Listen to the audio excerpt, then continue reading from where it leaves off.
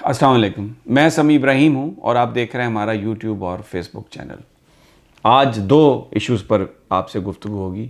एक ताज़ा तरीन आपको मैं बताऊँगा, अरशद शरीफ की जो बॉडी है उसका पोस्टमार्टम हुआ तो उसमें से क्या कुछ निकला और जो शवाहिद यहाँ पर देखे गए हैं वो क्या सजेस्ट करते हैं कि अरशद की शहादत किन हालात में हुई और कौन उसको किसने ये सब कुछ किया।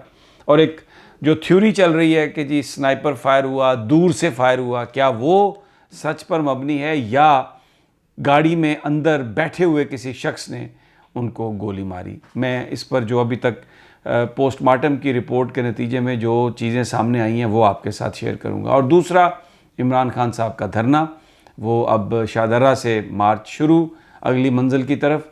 फैसल वावडा को निकाल दिया है और एक अपनी पार्टी से निकाला है उन्होंने, खुद अपने हाथों से दस्तखत करके इमरान खान ने। तो मैसेज यही है कि जो इस वक्त तहरीक के साथ गद्दारी करेगा उसका इमरान खान और तहरीक इंसाफ और पाकिस्तान के अवाम के साथ मुस्तकबिल में कोई रिश्ता नहीं होगा। बहुत इंपॉर्टेंट ये मैसेज दिया है। एस्टेब्लिशमेंट और पीडीएम के बीच गुफ्तगू आपस में हो रही है और असल मैंने कल भी आपको बताया था, आज फिर बता रहा हूँ कि असल जो मामला है, असल जो फड्डा है वो पीडीएम और वो नवाज शरीफ, शहबाज शरीफ और एस्टेब्लिशमेंट के बीच है।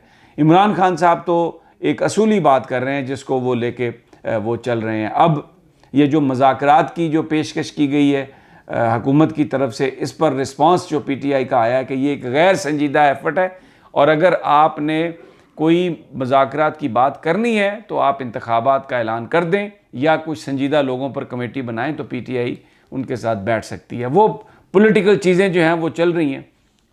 लेकिन सबसे पहले मैं अरशद शरीफ के हवाले से जो ताज़ा तरीन इन्फॉर्मेशन है वो ये है कि यहाँ पर इस्लामाबाद में उनका पोस्टमार्टम हुआ, उसकी रिपोर्ट्स अब आ गई हैं और डॉक्टर्स ने उनकी बॉडी से एक मेटल पीस निकाला है जिसको डॉक्टरों ने करार दिया है कि ये बुलेट है और उसको वो अब फोरेंसिक लेबॉर्ट्री में भेजा जाएगा या वो पंजाब की जो फोरेंसिक लेबॉर्ट्री है वो उसको देख सकती है या कोई एक और फैसिलिटी है। वो बड़ी ये इम्पॉर्टेंट ये रिकवरी है बॉडी से और ये बड़ी एक अजीब बात भी है क्योंकि नैरोबी में जब बॉडी थी अरशद शरीफ की शहादत के बाद तो यहाँ पर ये बताया गया था कि वहाँ पर उनका पोस्टमार्टम हो गया है। अब पोस्टमार्टम का स्टैंडर्ड ऑपरेटिंग प्रोसीजर ये है कि अगर उसमें कोई फॉरेन ऑब्जेक्ट हो, बॉडी के अंदर कोई गोली हो, कुछ हो, उसको निकाल लिया जाता है ताकि तहकीकात में उसका फोरेंसिक करके तो उससे कुछ अगर शवाहिद मिलें तो वो शवाहिद हासिल करने चाहिए, यानी उसको निकाल लिया जाता है बॉडी से कोई भी फॉरेन ऑब्जेक्ट। तो ये कैसे मुमकिन है कि एक गोली वहाँ पे रह गई। अब इसके फिर दो ही चीज़ें हो सकती हैं, या तो वहाँ पर जो पोस्टमार्टम की बात की गई नैरोबी में वो डाउटफुल है, वो पोस्टमार्टम उन्होंने उस तरीके से किया ही नहीं जैसे होना चाहिए था, एक हशप किया। दूसरा ये है कि फिर पाकिस्तानी आपको पता है बड़े माहिर हैं और बड़े हर चीज़ में बहुत उनको महारत है, तो जो पोस्टमार्टम करने वाले थे उनकी नज़र बचा के किसी ने कोई बॉडी के अंदर कोई चीज़ डाल दी हो, मुझे नहीं पता, ये मैं पॉसिबिलिटीज़ जो है ना वो बयान कर रहा हूँ। अच्छा, अब ये जो उनकी जो बॉडी की जो सारी जो एग्जामिन किया गया उसमें डॉक्टर्स की राय क्या है कि एक तो गोली उनको चेस्ट पे लगी, कंधे में लगी आके गोली, यानी वो नेक के पास जो गोली थी, वो जो गोली है उसके साथ एक छोटा सा ब्लैक मार्क भी है। तो जो एक्सपर्ट्स हैं उनका ये कहना है कि अमूमी तौर पर अगर गोली क्लोज रेंज से मारी जाए, यानी 3-4 फुट के फासले से मारी जाए, तो फिर इस तरह का वो जो एम्यूनेशन के अंदर, बुलेट के अंदर वो जो गन पाउडर होता है, थोड़ा बहुत जो भी उसका मैटर है, वो बेसिकली इस तरह का एक ब्लैक मार्क छोड़ जाता है। तो इसका मतलब ये हुआ कि जो गोली मारी गई वो एक बड़ी पॉसिबिलिटी है इस पोस्टमार्टम की फाइंडिंग को देख के कि गाड़ी के अंदर बैठे हुए किसी शख्स ने जो उनके पिछली सीट पर बैठा था, ये गोली उसने उनको मारी हो जिसकी वजह से उनकी शहादत हुई। और एक दूसरी गोली जो है वो उनके सर को लगी और ऑलमोस्ट जो उनका सर है यहाँ से वो स्मैश है बिल्कुल। तो अब अगर लेकिन गोली जो गाड़ी है उसमें कोई बहुत सारी गोलियों के निशानात जो वहाँ से جو نیروبی سے اطلاعات آئیں. اب وہ کتنی وہ اطلاعات سچ ہیں, کیا گولیاں اسی وقت ماری گئیں جس وقت ارشد شریف کو شہید کیا گیا یا بعد میں یہ برس وسٹ مارے گئے.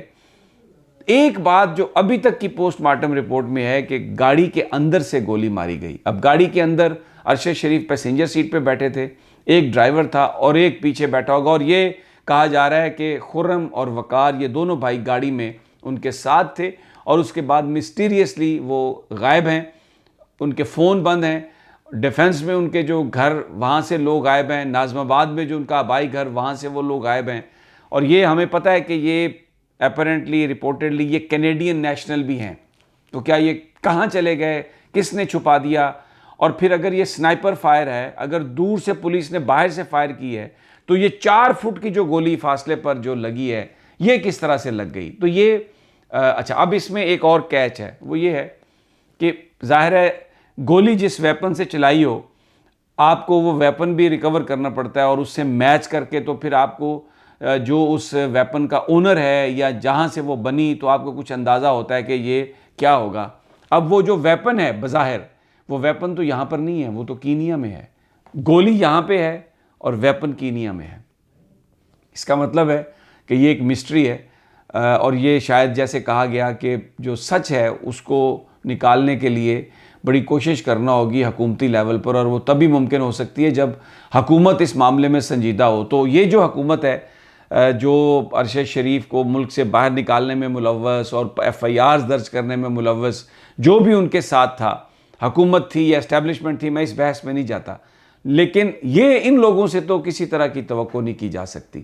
تو پھر اس کا مطلب یہ ہے کہ جب تک حقیقی نمائندہ حکومت عوام کی نہیں آتی اور کینیا کی حکومت پر پورا پریشر نہیں پڑتا, اور وہ جو موقع پر پولیس والے تھے ان کو پراپرلی انویسٹیگیٹ نہیں کیا جاتا, کبھی نہیں پتہ چلے گا کہ ارشد شریف کو جو شہادت ان کی جو ہوئی اس کی سازش کہاں بنی, کون اس کے ایگزیکیوٹر تھے. ابھی جو غائب ہونا ہے خرم اور وقار کا, اس کی بھی 2-3 وجوہات ہو سکتی ہیں. یا تو وہ طاقتور لوگ یا وہ مافیا کے لوگ جنہوں نے یہ سارا کچھ کیا ہے انہوں نے فوری طور پر ان کو غائب کروا دیا ہو, یا یہ پارٹ آف ڈیل ہی ہو کہ ارشد شریف کو اس طرح سے شہید کر کے انہوں نے غائب ہو جانا ہے, اور ان کے اہل خانہ اور دوسرے جو سارے معاملات ہیں وہ آلریڈی وہ غائب ہوں.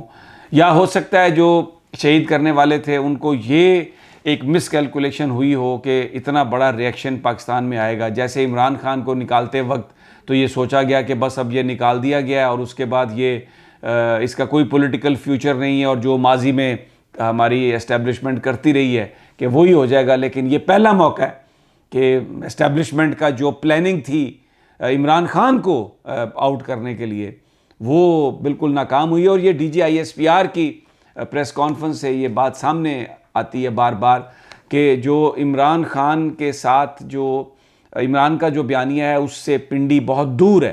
سائفر کے بارے میں بھی جو بات کی گئی, پھر میر جعفر میر صادق کے حوالے سے بھی جو بات کی گئی, اور غداری کے حوالے سے بھی جو بات کی گئی, تو وہ اب اس میں کوئی ڈھکی چھپی بات نہیں ہے کہ دیر از اے ڈسٹینس اس لیول پہ, تو ان کی ذات کے لیول سے. لیکن اس کے ساتھ ساتھ اب جو خبریں ہیں, میں اب دوسری خبر جاتا ہوں سٹوری کی طرف, کہ اس وقت جو معاملہ ہے عمران خان کا تو اپنا ایک ایشو ہے.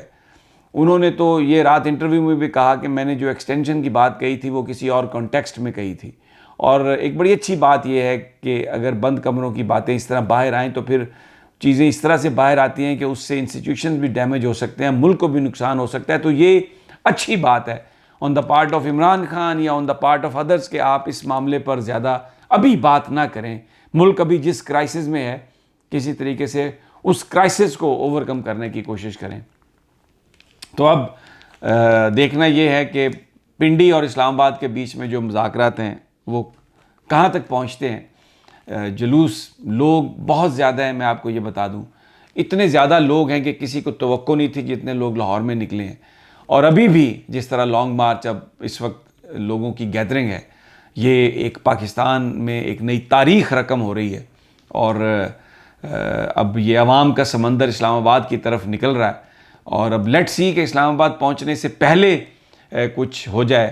امکان یہی ہے بالکل اسی طرح جیسے چودھری افتخار کی بحالی کے لیے جب لانگ مارچ شروع ہوا تو جب وہ گجرانوالہ پہنچا تھا تو ٹیلی فون کالز آ گئی تھیں اور معاملات سارے ٹھیک ہو گئے تھے. تو ابھی بھی توقع یہی ہے کہ سینٹی ول پریویل اور یہ معاملہ اس کلیش سے پہلے ہی کسی سمت نکل جائے گا. اگلی ویڈیو تک اجازت دیجیے. اللہ نگہبان.